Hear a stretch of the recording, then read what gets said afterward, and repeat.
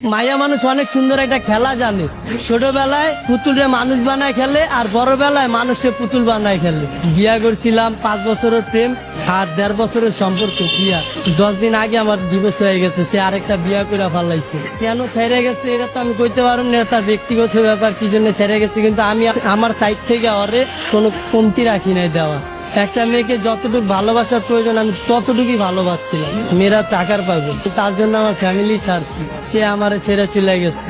মানুষ পছন্দের একটা জিনিস কখন ছাড়ে, সে আরো দামি কিছু যদি পায় তখন ছাড়ে। সে হয়তো পাইছে আমার ছেড়ে গেছে, কিন্তু আমি এখনো পাই নাই, সেই জন্য তারা ছাড়তে পারি না। তার স্মৃতি নিয়ে বাইচে আসছি। তারে কথা দিয়েছিলাম ভাই যে সে যদি ছাইরা চলে যায় তাহলে আমি আত্মহত্যা করবো, কিন্তু ভাই অনেক কষ্টে বাইচে আসছি নিজের লাগে লড়াই কইরা। সে চলে যাওয়ার পর আমার বাইচা থাকার ইচ্ছাটা চলে গেছে। ভালোবাসার মানুষ হারানোটা অনেক কষ্ট, যার হারায় সেই বোঝে।